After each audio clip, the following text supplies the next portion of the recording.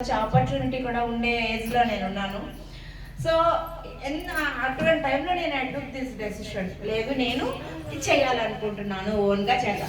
అప్పటికి యాక్చువల్గా చెప్పాలంటే ఈ ఫీల్డ్ నాకు తెలియదు.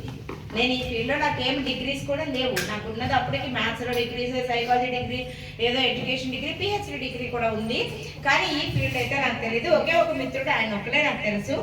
ఆయన నేను నా పర్సనల్ రీజన్స్ వల్ల ఈ ఫీల్డ్ గురించి తెలుసుకోవడం ఏంటి అని అడగడము తెలియడం వల్ల మైండ్లో అయితే నాకు ఇంట్రెస్ట్ వచ్చింది. ఈ ఫీల్డ్కి మనం రావాలంటే చేతిలో అయితే డిగ్రీ లేదు, నాలెడ్జ్ లేదు, ఏమీ లేదు. ఒక ఫ్రెండ్ ఫోన్లో, అప్పుడు ఈ ఫోన్స్ కూడా చాలా కాస్ట్లీ, ఎంత ఎక్కువ కూడా మేము మాట్లాడుకున్నంత ఇది కూడా కాదు. నేను ఇది చేయాలి అనుకుంటున్నాను, తీసుకోవాలి అనుకుంటున్నాను. సరే తీసుకోండి, నేను ఏం హెల్ప్ చేయగలుగుతానో చేస్తాను అని ఆయన చెప్పారు. ఇలాంటి డెసిషన్ ఒక ఫ్యామిలీలో తీసుకోవాలి అంటే ఖచ్చితంగా ఆయన చేసే సపోర్ట్ వేరు, వీళ్ళు చేయాల్సిన సపోర్ట్ వేరు. They have to first forgo my financial support. నేను ఇచ్చే ఫైనాన్షియల్ సపోర్ట్ ఆగిపోతుంది, ఎందుకంటే plus I will be a burden also. నేను బర్డెన్.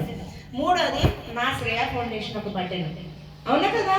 సో ఇంత పెద్ద బర్డెన్ నుంచి మేము టేకప్ చేయాలి. అప్పుడు ఆయన శాలరీ కూడా పెద్ద ఎక్కువేం కాదు, పెద్ద మంచి పొజిషన్లో ఏం కాదు, ఇప్పుడైతే ఏమో ఉన్నాయేం కాదు.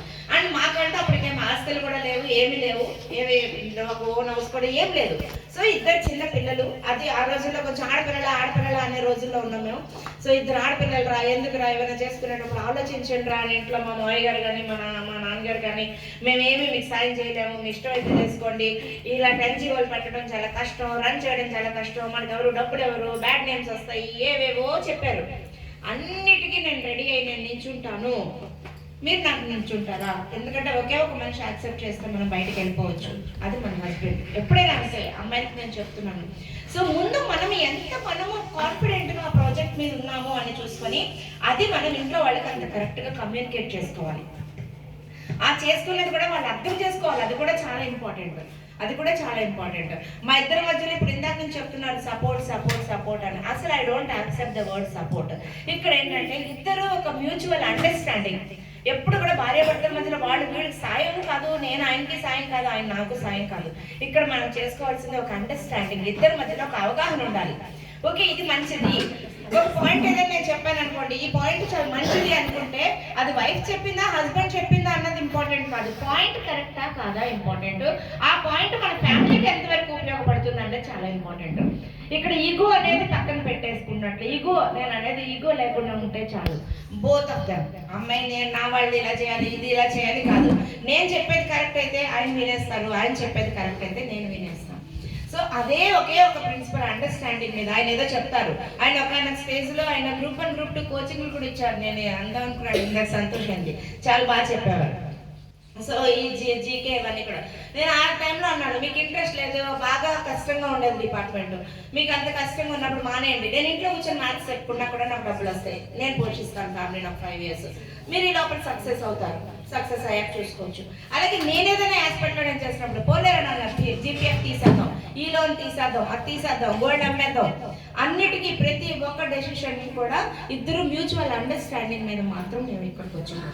ఈ శ్రేయ ఫౌండేషన్ స్టార్ట్ చేసిన డెసిషన్ తర్వాత నుంచి వరుసగా నాకు ప్రాజెక్ట్, ఈ ఫస్ట్ టైం మనకి ఈ ప్రాజెక్ట్ ఏదో వచ్చింది మనకి, సమర్థ అది వచ్చింది ఎప్పుడు 2016, అప్పుడే సురేష్ వీళ్ళందరూ అపాయింట్ అవ్వడం. అంతకుముందు ఏదో సుజాత మేము అలా ఏదో ఎంట్రమెంట్ లాగినట్టు లాక్కొని వచ్చాం. అంటే 16 సంవత్సరాలు నేను దీన్ని ఓన్ ఫండింగ్తో నేను నడిపాను. దీనికి అంటూ ఎవరు డోనర్స్ నాకేం పెద్దగా లేరు, మీకు ఇప్పటికీ తెలుసు, అందరూ ఇక్కడే ఉంటున్నారు. ఎక్కడ డోనర్స్ అంటే మహా అయితే మీరు ఫోన్ చేసి చెప్తారు, ఇక్కడ అన్నం పెడతా ఉన్నారు పెట్టించండి, ఏవో దుప్పట్లు ఇస్తా ఉన్నారు ఇమ్మని, అంతే తప్పితే నాకు ఫైనాన్షియల్గా డొనేషన్ ఇచ్చిన వాళ్ళు అయితే నాకు ఎవ్వరూ ఏమి లేరు. సింగిల్ హ్యాండ్ మీద మేము ఏదో అట్లా రన్ చేసుకుంటూ ఈ రోజుకి ఒక 20-22 మెంబర్స్ స్టాఫ్ని మేము మెయింటైన్ చేయగలుగుతూ, ఇంకా ప్రెసెంట్ అయితే ఒకే ఒక ప్రాజెక్ట్ ఉంది మన దగ్గర. కానీ నెక్స్ట్ ఇయర్ వచ్చేసరికి ఈ ప్రాజెక్ట్స్ని చాలా హైగా తీసుకొని వెళ్ళాలి అనేది నా ఉద్దేశం. 4 సెంటర్లు 4 ఒక వాటి సెల్ఫ్ సస్టైన్గా మనం చేసేయాలి అనేది నా సంకల్పం. ఈ సంకల్పానికి కొంతవరకు ఖచ్చితంగా మీ అందరి హెల్ప్ ఒక 50% ఉంటే, ఒక మోర్ దెన్ 50% నా family support in the sense, first comes Nagesh, then comes my kids. మా పిల్లలు కూడా మాకేమి ఇవ్వట్లేదు, మీరు ఏమి ఇవ్వాలనుకుంటే శ్రేయకి ఇవ్వండి.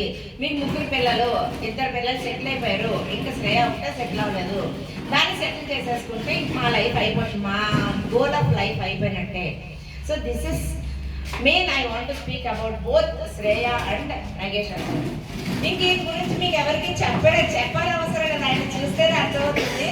బికాజ్ ఆయన 24 అవర్స్లో ఒక 12 అవర్స్ ఎక్కువగా ఉన్నారు అనుకుంటే మినిమం 2 అవర్స్ వాచ్ చూస్తూనే ఉంటారు. పాప ఇట్లా maybe it has become his weakness also. ఒకప్పుడు అసెట్గా ఉండేది, ఇప్పుడు వీక్నెస్ కూడా అయిపోయింది. సో బట్ దానివల్ల బాగా బెనిఫిట్ అయింది మేమే. కాబట్టి చెప్తున్నాను ఫస్ట్లో చాలా అంటే ఇది ఇన్ఫార్మల్ మన ఫ్యామిలీయే కాబట్టి నేను చెప్తాను. ఫస్ట్ పెళ్ళైన కొత్తలో అయితే రోజు ఏడ్చేదాన్ని, రోజు కోడ్ నాకు 4 గంటలు లేపేస్తున్నారు, 4 గంటలు లేపేస్తున్నారు అంటే నాకు చాలా ఉడుకుమంతం వచ్చేది. ఆ టైమే నేను పద్దున్నదాన్ని బాగా.